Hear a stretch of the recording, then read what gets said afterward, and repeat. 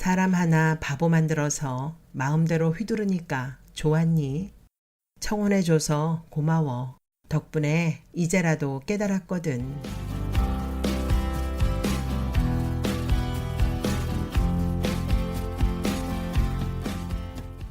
현남 오빠에게. 조남주. 저는 지금 우리의 단골 카페 자주 앉던 창가 자리에 앉아 있습니다. 창 너머로 오빠가 일하고 있는 회사 건물이 보이네요. 10시간 후에 여기서 오빠를 만나기로 했죠. 하지만 더 이상 오빠 얼굴을 보고 이야기할 용기가 나지 않아서 이렇게 편지를 남깁니다. 미안해요. 이미 몇 번이나 말했듯이 청혼을 받아들일 수가 없습니다. 저는 오빠와 결혼하지 않기로 했어요. 이 결정이 맞는지 후회하지 않을지 내가 오빠 없이 살 수 있을지 두렵고 무섭고 자신이 없었습니다. 정말 오랫동안 고민했어요. 벌써 10년째, 그러니까 거의 제 인생 3분의 1을 오빠와 함께 지내온 셈이니까요. 그런 오빠를 앞으로 영원히 못 본다는 게 믿어지지 않지만 이제 여기서 멈추려고 합니다. 그동안 고마웠고 또 고마웠고 너무 고마웠습니다. 그리고 미안합니다. 10년 전 오빠와 처음 만났던 날이 생각납니다. 20살이나 된 성년이 그것도 학교 안에서 길을 못 찾아 헤매다니. 지금 생각해도 너무 한심하죠. 그때 전 조금 긴장한 상태였던 것 같아요. 낯선 도시, 낯선 학교, 낯선 사람들.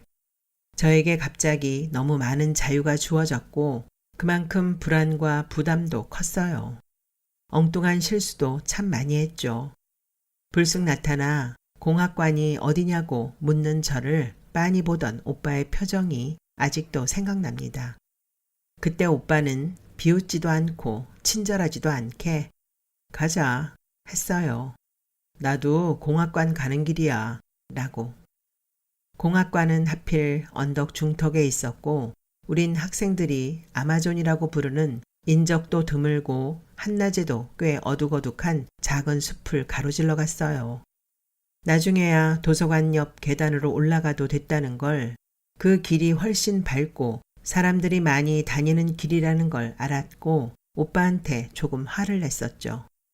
오빠는 제가 너무 급해 보여서 지름길로 안내한 거였다고 얘기했습니다. 처음엔 길을 잃어 당황했고 아마존을 걷는 내내 긴장했고 그러다 공학관 앞에 도착하자 심장이 터질 것처럼 쿵쾅거렸어요. 손끝이 저릴 정도였죠. 긴장이 탁 풀리고 나니 무사히 도착한 것만으로 오빠가 참 좋은 사람이라는 생각까지 들더라고요. 고맙다고 말하려고 했는데 이상하게 입이 떨어지지가 않았습니다. 오빠가 수업 안 늦었어? 얼른 가 했을 때도 저는 몸이 굳은 채로 멍하니 서 있었어요. 오빠는 제 손에서 수첩을 낚아채 마지막 페이지의 시간표를 확인하고 성큼성큼 건물 안으로 들어갔어요. 저는 그제야 저주가 풀리듯 몸을 움직일 수 있었고 수첩 주세요 하면서 바보처럼 오빠를 종종종 따라갔습니다. 결국은 그렇게 오빠가 저를 강의실까지 데려다준 셈이 됐어요. 그날 일을 오빠는 조금 다르게 기억하고 있죠. 제가 데려다 달라고 했다고. 그때 오빠는 공학관에서 수업을 들은 후 도서관에 들러 책을 반납하고 학생 식당에 가는 길이었다고요. 오빠가 시간표까지 꺼내서 보여주었어요. 저는 가자 하던 오빠의 목소리와 억양까지 생생했지만 그냥 제가 착각했던 것 같다고 말하고 넘겼습니다. 크게 중요한 일은 아니라고 생각했으니까요. 그런데 오빠가 가자, 나도 공학관 가는 길이야 했던 거 맞아요. 제가 그 수업 때 나도 공학관 가는 길이야 라고 노트에 10번쯤 썼더라고요. 수업은 안 듣고 내내 그런 낙서만 하고 있었던 모양입니다. 그런데 이 얘기를 하면 제가 첫눈에 반한 것 같아 부끄러워 말하지 못했어요. 게다가 오빠가 워낙 제가 먼저 부탁했다고 확신하고 있었잖아요. 그런 적이 많았어요. 갑자기 떠올리려니 잘 생각이 안 나는데, 강남에서 규현이 마주쳤던 일 기억나세요? 규현이는 창이 커다란 카페 안에 앉아 있었고, 우린 맞은편 길을 걷고 있었죠. 오빠가 쟤 너희과 친구지? 했어요. 제가 아니라고 오빠 동아리 후배이고 그래서 저도 알게 되었다고 하자 오빠가 어이없다는 듯 너무 큰 소리로 웃었어요. 그럼 내가 동아리 후배도 모르겠냐고. 그게 말이 되냐고요. 하지만 오빠 말대로라면 제가 과 친구도 모르는 애가 되는 거잖아요. 저는 저도 모르게 규현이가 오빠 동아리 후배라고 강하게 말했고 오빠는 오늘 왜 그렇게 예민하냐며 그렇다고 치자 했어요. 왠지 오기가 생기더라고요. 저는 오빠 손을 잡아 끌고 길을 건너 카페에 들어갔습니다. 규현이에게 직접 자신은 오빠의 동아리 후배이고 저와 다른 과라는 대답을 들었어요. 그런데도 제가 울었던 건 오빠가 우겼던 일이 화가 나서도 그래 놓고 착각할 수도 있다고 별것 아닌 듯 넘겨서도 아니에요. 사실 규현이를 만나러 가면서 정말 내가 틀린 거면 어떡하지? 내가 헷갈리고 있는 거면 어떡하지? 저 자신을 계속 의심했기 때문이에요. 아버진 제가 서울로 진학하는 것에 대해 걱정이 많으셨어요. 대학에 합격한 후부터 기숙사에 들어가기까지 아버지께 가장 많이 들은 말은 조심해라 였습니다. 유흥업소 마담이 된 여자 동창, 배가 불러 고향에 돌아온 사촌 동생, 유부남한테 속아 인생을 망친 친구딸, 술에 취해 택시기사에게 몹쓸 짓을 당했다는 여자 후배. 아버지의 입에서는 집을 떠나 불행해진 여자들의 이야기가 끝도 없이 나왔습니다. 입학한 지 얼마 되지 않은 개강 파티날 남학생 하나가 취한 여학생들을 몰래 찍다가 들켜서 우리 과가 발칵 뒤집힌 일이 있었어요. 그때 오빠도 그랬죠. 조심하라고. 서울 사람들, 특히 남자들을 믿지 말라고요. 저도 나름 대도시에서 태어나고 자랐습니다. 아파트와 빌딩 숲, 넓고 복잡하고 사람 많은 거리에 익숙해요.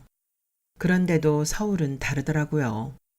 어쩌면 서울이라서가 아니라 제가 혼자라서 그랬는지도 모르겠습니다. 조언을 해줄 선배도 보호해줄 어른도 가까이 없다는 생각에 내심 불안했던 것 같아요.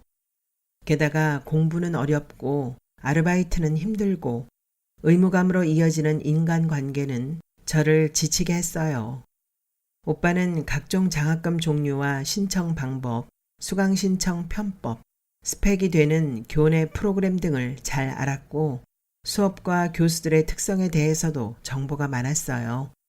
그런 오빠의 도움을 받으며 저는 비교적 편안하게 학교 생활을 했습니다. 우왕좌왕하는 신입생 친구들은 그런 저를 부러워하곤 했죠. 그럴 땐 조금 우쭐한 마음이 들었던 것도 사실이에요. 자연스럽게 오빠의 판단과 조언에 의존하게 되었고요. 우린 전공도 다른데 같은 수업을 꽤 많이 들었습니다. 오빠가 인기 있는 수업, 학점 잘 나오는 수업을 적극적으로 추천해준 덕분이었죠. 처음엔 낯설고 내 취향도 아닌 과목을 듣는 게 부담되기도 했는데 돌아보니 다양한 공부를 할 수 있는 좋은 기회였어요. 오빠 재수강할 때 저도 잠깐 청강했던 거 기억하시죠? 그 교수님은 강의 30년 만에 물리학 청강하는 학생은 처음 본다며 첫 시간에 자기소개를 시키더니 이후에도 계속 저한테 이해했냐고 묻고 질문하고 대답 잘한다고 칭찬하시고 쑥스럽기도 하고 조금 난감할 때도 있었어요. 그래도 오랜만에 물리학 공부를 하니까 재밌었어요. 잘하지도 못하는데 열심히 듣는다는 이유만으로 저를 좋게 봐주시는 교수님께 감사한 마음도 있었고요. 결국 그것 때문에 수업을 끝까지 듣지 못했지만 오빠는 교수님을 무척 싫어했어요.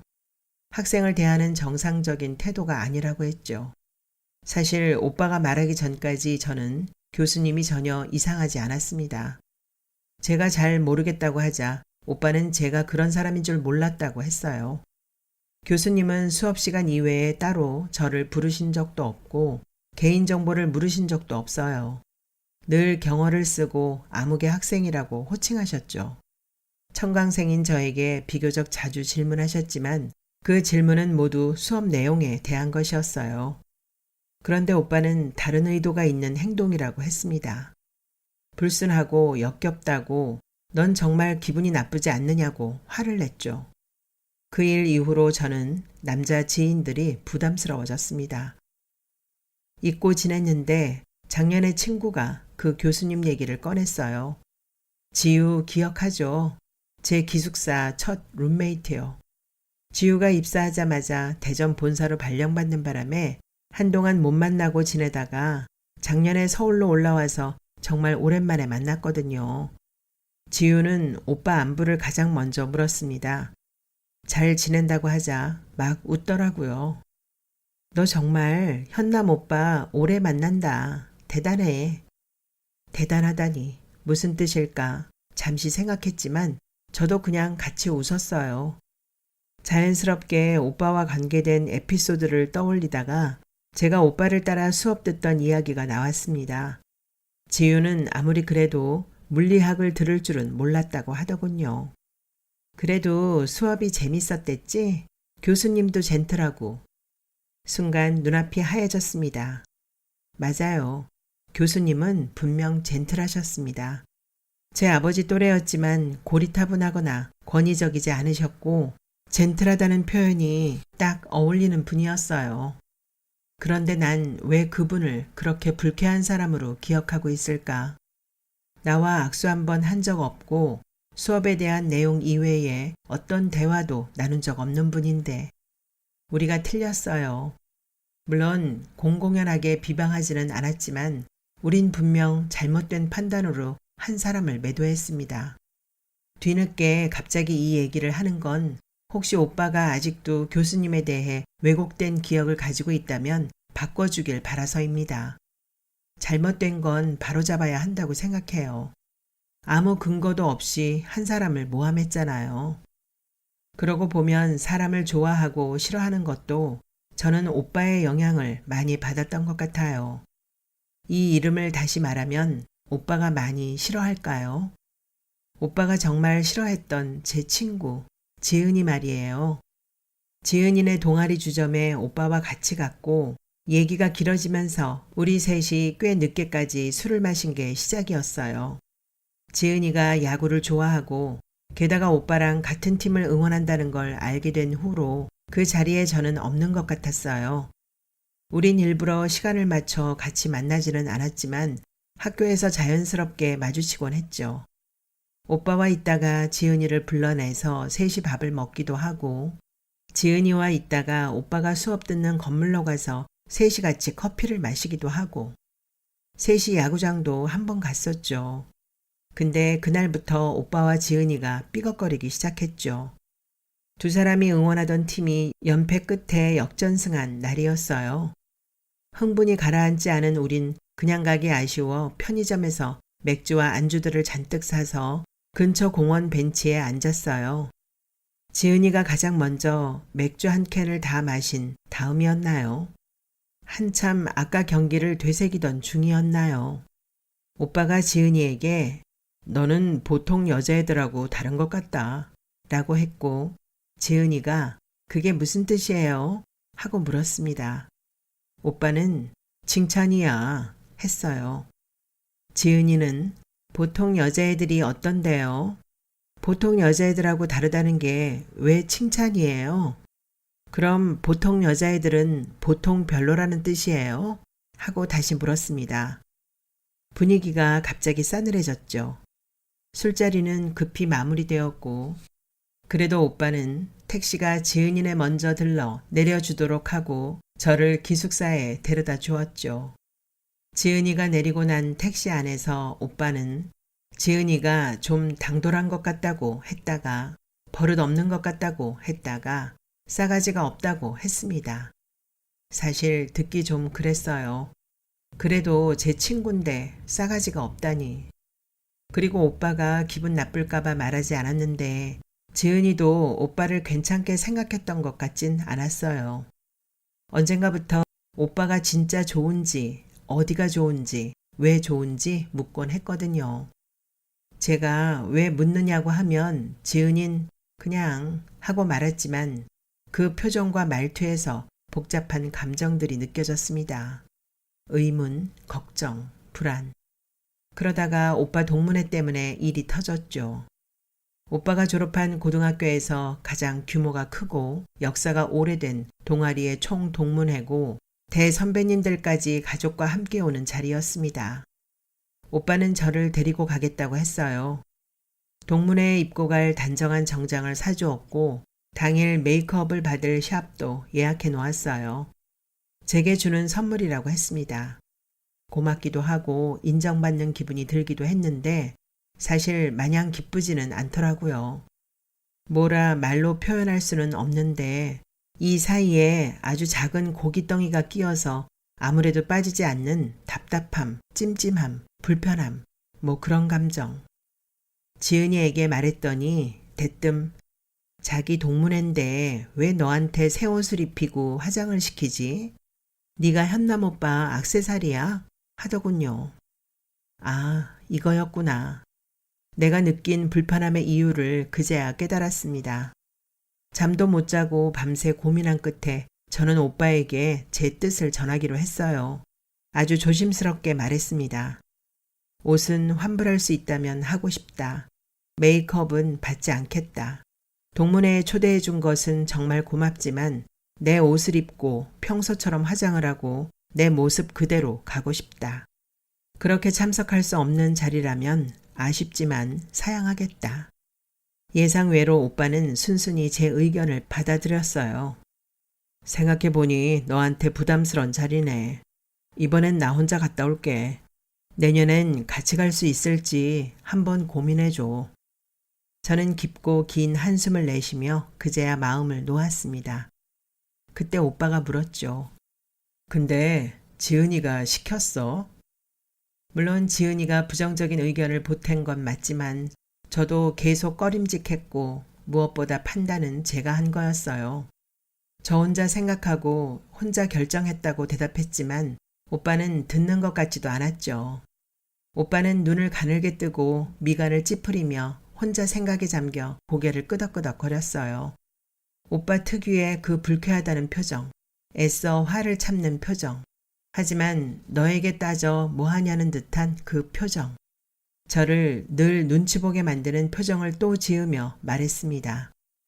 지은이가 시킨 건 아니겠지. 너는 지금 네 판단이라고 생각할 거야. 근데 네가 어떤 근거에서 그런 판단을 하게 됐을까? 지은이한테 동문회 얘기를 하긴 했을 거 아니야. 지은이가 좋은 말을 했을 것 같진 않은데. 저는 제대로 설명하지 못했어요. 오빠가 헤어지자고 할까봐 겁이 났거든요. 오빠의 도움 없이 학교 생활을 잘할 수 있을까?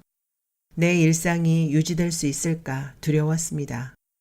게다가 전 강현남 여자친구로 너무 많은 사람들에게 알려져 있었으니까요. 아시잖아요. 캠퍼스 커플이 헤어지면 어떤 소문이 도는지, 어떤 시선을 받아야 하는지요. 여자들은 특히 더하죠. 저는 되레 오빠 화났어요? 라고 물었고 오빠가 갑자기 너무 큰 목소리로 화 안 났어 했어요. 제가 오빠 화났구나. 근데 오빠 오해해요. 난까지 말했을 때 오빠는 테이블을 쾅 내리쳤어요. 화 안 났다고. 화 안 났다는데 왜 자꾸 화났다고 말해? 네가 그렇게 말하니까 진짜 화나잖아. 하면서요. 오빠는 갑자기 정색하거나 목소리를 높이는 경우가 많았고 그래서 제가 화났냐고 물으면 아니라고 네가 화냈다고 말해서 화가 난 거라고 제 탓을 하곤 했어요. 그래도 오빠는 금세 마음을 가라앉히고 저에게 충고했습니다. 너 이제 어린애 아니야. 인맥이니 학연이니 그런 말이 왜 있겠어. 사람 좀 가려가면서 만나. 지은이에 대해서 다시 생각해 봤으면 좋겠어. 그 이후로 오빠는 지은이를 한 번도 만난 적이 없습니다. 마침 다음 해에 지은이가 교환학생을 갔고 그 사이 오빠는 졸업을 했죠. 그리고 저와 지은이도 자연스럽게 연락이 끊겼다고 알고 있죠. 굳이 오빠가 싫어하는 지은이 얘기를 전하지 않았던 것뿐이에요. 그동안 오빠는 거의 제 보호자였습니다.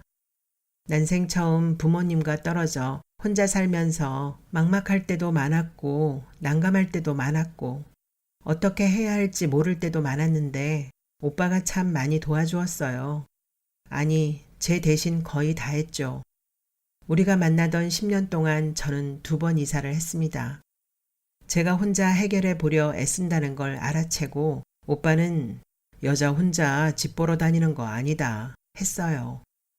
회사에 휴가까지 내고 제가 살 집을 같이 구하러 다녔습니다. 정말 고마웠어요. 월세가 싼 집을 찾다 보니 집들은 죄다 인적이 드문 언덕 끝에 있거나 외진 골목 안에 있었고 어둡고 빈 방에 부동산 아저씨를 따라 들어갈 때면 오빠가 없었다면 어땠을까 아찔하기까지 하더라고요. 오빠가 나서서 집주인에게 월세라든가 도배, 집수리, 방범 장치 등을 따라 따져 묻고 합의해 주었죠. 특히 지금 살고 있는 2번째 집은 창 너머 풍경이 참 좋아요. 앞집 담을 따라 담쟁이 넝쿨들이 늘어져 있고 건물에 많이 가려지긴 했지만 너머로 얼핏 공원도 보이고요. 오빠가 권유한 대로 오빠 회사와 가까운 이 동네에 집을 얻은 건 참 잘한 것 같아요. 오빠는 퇴근 시간이 늦어서 데이트하기 부담스러운 날이 많았잖아요. 저한텐 어차피 집에 오는 길이니까 오빠 회사에 들러서 만나기도 편하고 저희 동네니까 오빠가 저를 굳이 데려다 줄 필요도 없고요. 가끔 오빠 야근하는 날은 제 집에서 자기도 했죠.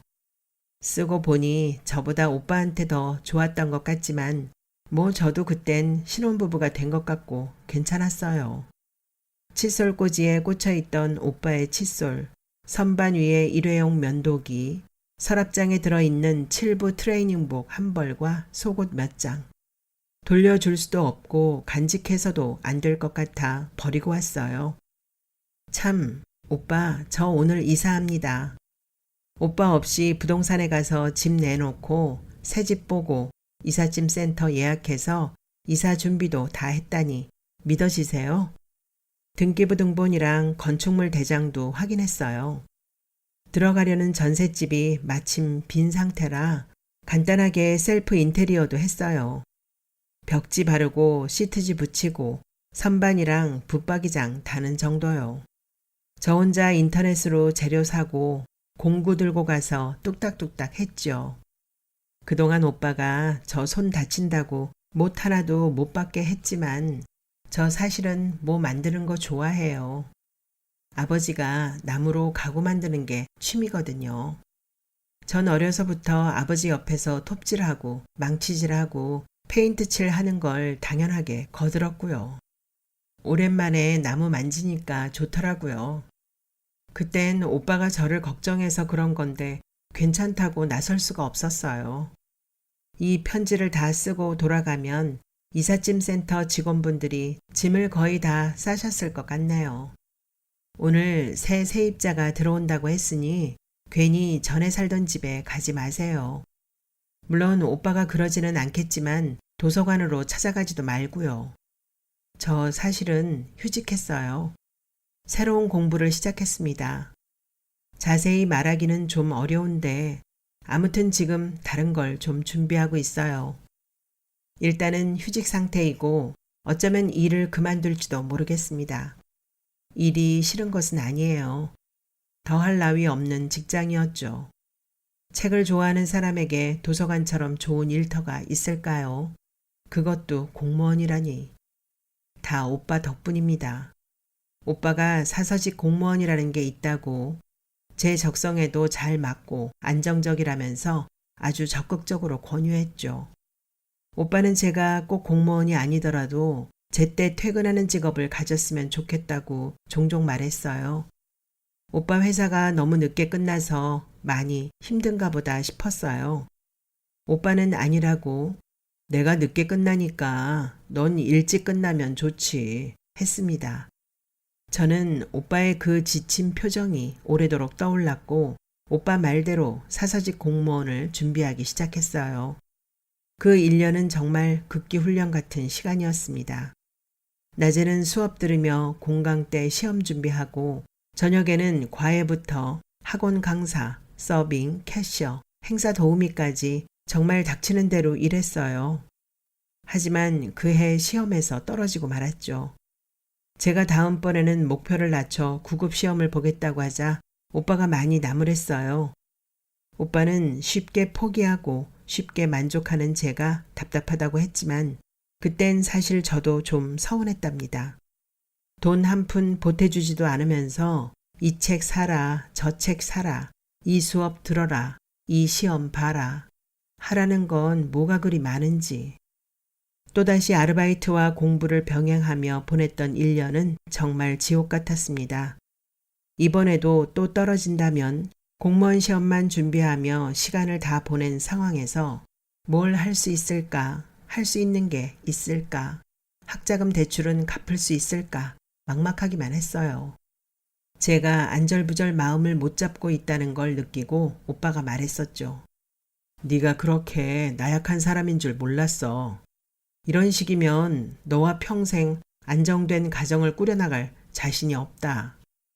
그때는 말하지 못했지만 오빠의 그 말 이후로 저는 불안감이 극심해졌고 약을 먹지 않으면 잠을 자지 못했습니다. 그때 전 아무것도 이룬 게 없고 공부에 아르바이트에 시간이 없어 사람들과의 교류도 거의 끊긴 상태고 가족들과 떨어져 혼자 살았잖아요. 믿고 의지할 때라곤 정말 오빠밖에 없었어요. 게다가 제 나이가 왜 그렇게 많게 느껴졌던지 새로운 일도 새로운 사람도 새로운 기회도 없을 거라고 생각했어요. 악착같이 공부만 했습니다. 오빠는 꼼꼼하게 제 학원과 공부 스케줄을 짜주고 성적을 관리해 주었고요. 부모님도 성적과 관련해서는 잔소리를 하거나 혼낸 적이 없었는데 태어나 처음으로 오빠에게 공부하란 소리를 들은 거예요. 시험 한 달 전부턴 매일 학원 끝나는 시간에 와서 독서실까지 태워다 주기도 했죠. 너무 고마웠는데 사실 힘들고 지치긴 했어요. 우리 싸우기도 많이 싸웠잖아요. 제가 시험 준비하기 싫다고 도서관 사서도 하기 싫다고 하면 오빠는 다 너를 위한 거야 라고 했습니다. 사실 제가 시험에 합격하고 취직하고 공무원이 되는 건 결국 다 제 일이긴 하죠. 말은 못하겠고 마음은 답답하고 몸은 계속 약해졌어요. 우린 아이디와 비밀번호까지 모두 공유했고 서로의 학번과 사번, 주민번호도 내 것처럼 외우고 있는 사이였죠. 편리하기도 했고 서로의 정보를 아는 것이 당연하다고 생각해서 굳이 바꿀 생각을 못했던 것 같아요. 또 그때 저는 직업도 없고 친구도 없었잖아요. 내게 무슨 일이 생겨도 아무도 모를 텐데 오빠가 내 신상을 속속들이 알고 있으니 한편으론 안심이 되기도 했어요. 서로에게 너무 경계도 사생활도 없었다는 생각이 듭니다. 제 아이디와 비밀번호는 모두 바꿨어요. 책에 파묻혀 지내는 시간들은 행복했어요. 아무래도 도서관에서 일하다 보니 책을 다양하게 접하고 많이 읽을 수 있었습니다. 하지만 생각보다는 일이 많더라고요.